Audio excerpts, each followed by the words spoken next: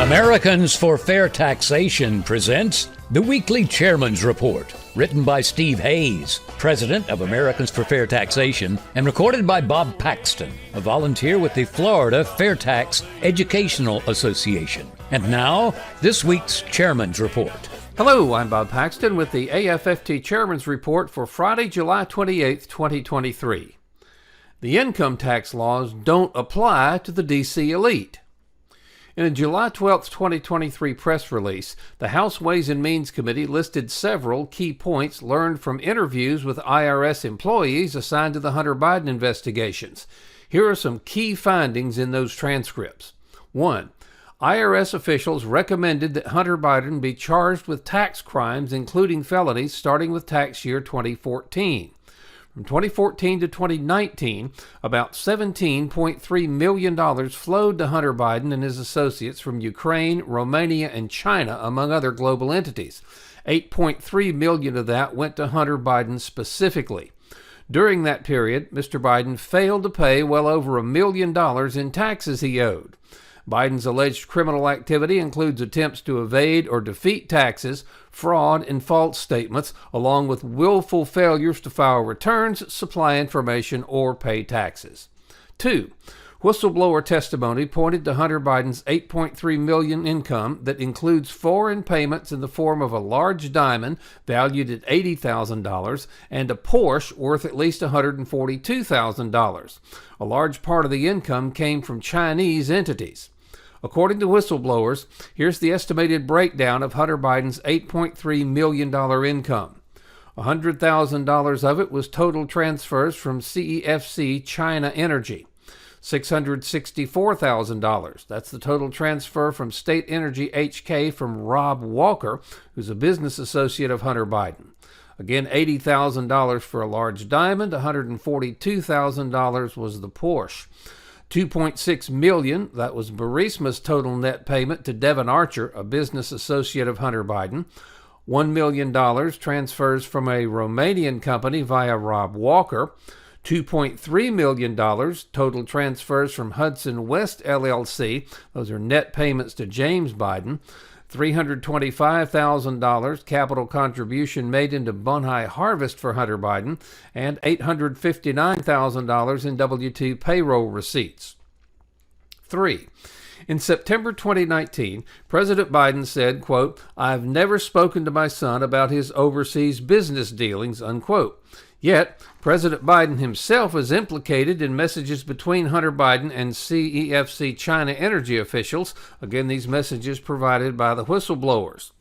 The Ways and Means Committee obtained a July 30th, 2017 WhatsApp message from Hunter Biden to a CEFC China Energy official, where Hunter Biden wrote, quote, "I am sitting here with my father, and we would like to understand why the commitment made has not been fulfilled. Tell the director that I would like to resolve this now before it gets out of hand, and now means tonight.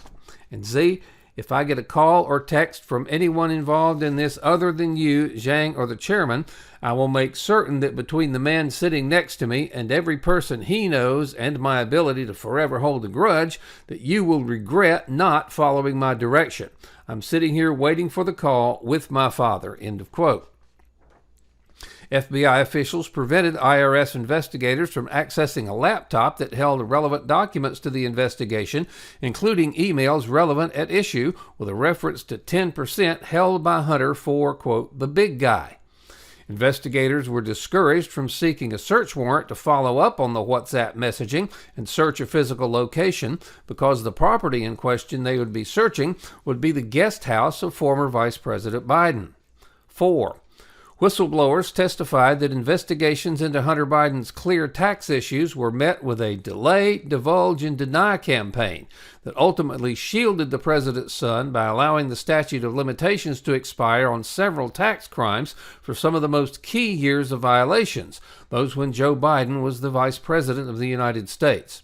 Delay. Recurring, unjustified delays pervaded the investigation, according to testimony, including in authenticating the details of messages sent between Hunter Biden and Chinese officials. Investigators were told by U.S. Attorney Leslie Wolf that, quote, there's no way a search warrant for evidence would get approved because the evidence would be found in the guest house of former Vice President Biden. Divulge. Investigators found out that attorneys for Hunter Biden were tipped off by prosecutors about actions relating to the investigation in advance. For example, even as investigators had probable cause to search a Northern Virginia storage unit in which Hunter Biden had stored files, prosecutors tipped off attorneys for Biden, thus giving Biden and his attorneys the opportunity to gain access to the documents and potentially remove, destroy, or alter relevant evidence.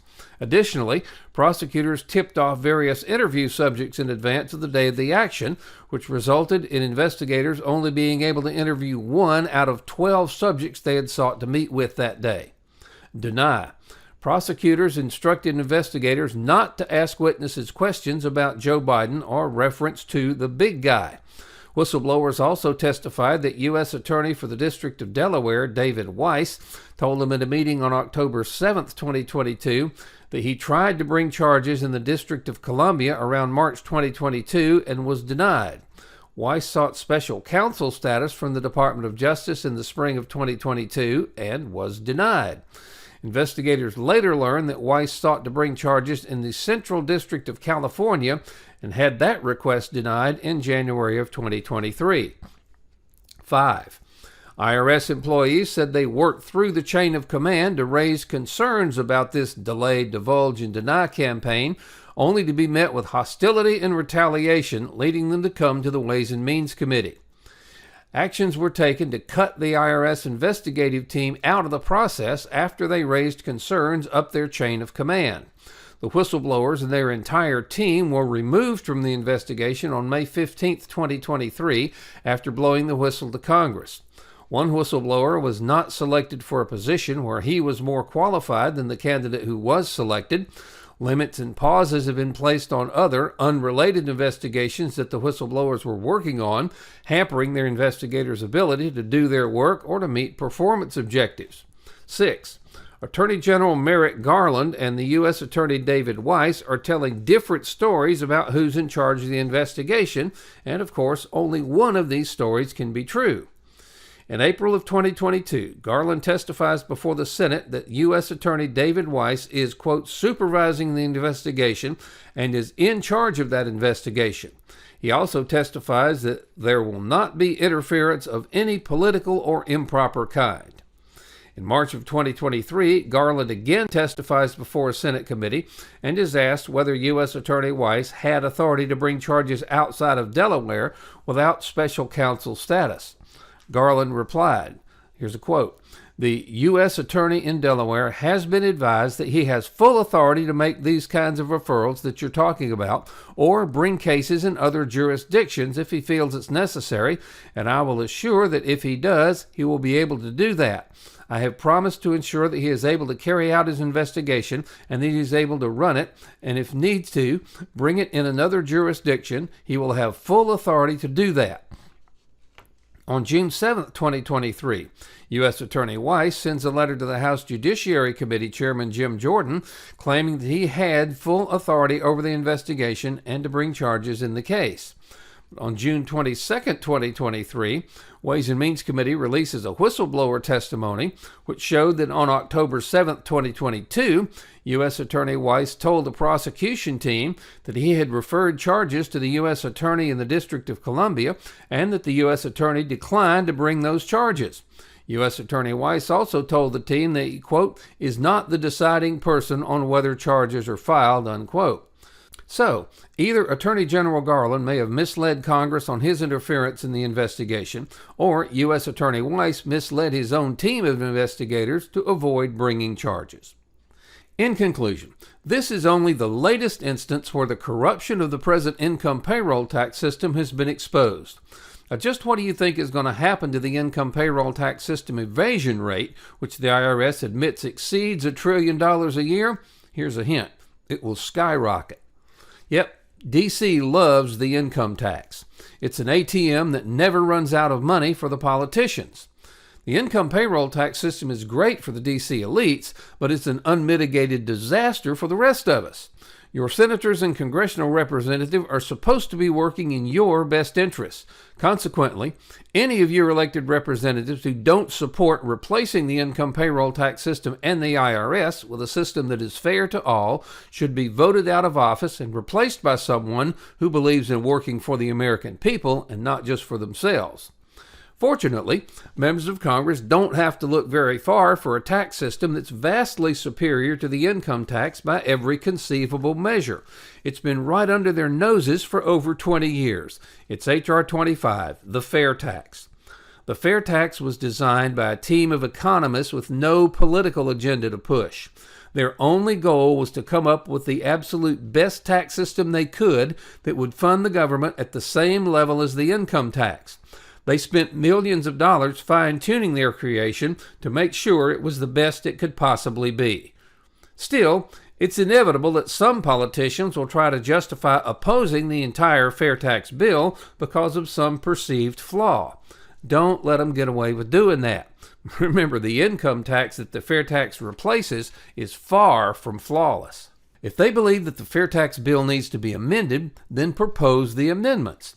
Those who reject the FAIRtax entirely rather than propose amendments to address their objections are really outing themselves as elitists who are working for themselves and not their constituents. The FAIRtax transfers power from the government and bureaucrats to the people. We, not the bureaucrats in D.C., will decide how much tax we pay under the FAIRtax.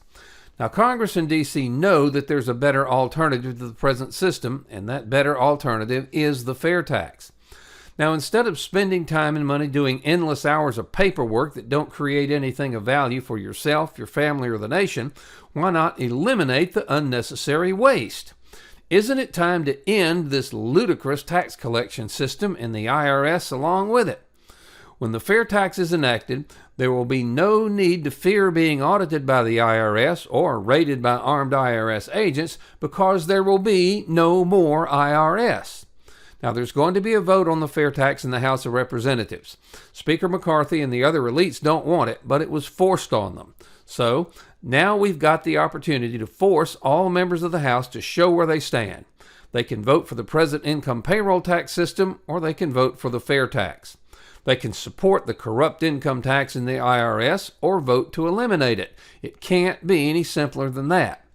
They can hide the true cost of government, or they can pass the FAIRtax and show everyone the true cost of government on every retail receipt. And finally, they can support the largest transfer of power from the government to the people, the FAIRtax, or they can vote against it. Again, if members think that the FAIRtax needs to be changed, they can propose the change. Don't let them reject the entire bill because it has a flaw that can be easily addressed. Please stand with us and demand that your representatives support a much fairer, much simpler, and much more efficient way to fund the government, the FAIRtax. The FAIRtax does not pick winners and losers. Because it taxes spending, not earnings, the FAIRtax lets everyone save for their retirement tax-free. The FAIRtax will allow us to take back control. The income payroll tax system is broken. It's no longer working. We can't repair it, but we can replace it with the FAIRtax. Join us and take back control of our country and our lives, not with bullets, but with the elimination of one of the biggest threats to our liberty and economic prosperity, the income payroll tax. We should all remember Edmund Burke's warning that applies to our efforts to take back control. Nobody made a greater mistake than he who did nothing because he could only do a little. We should also remember this quote from George Orwell's 1984, which, if we do nothing, may foretell your and your children's future. If you want a picture of the future, imagine a boot stamping on a human face forever. So what can each of us do? We can write letters and make calls to our elected representatives and attend Zoom town hall meetings demanding that if they really want to allow Americans to take back control, the first step is to eliminate the income payroll tax system and enact the FAIRtax. Take back control. Help us pass the FAIRtax. Help us bring about real tax reform and stop future IRS abuses.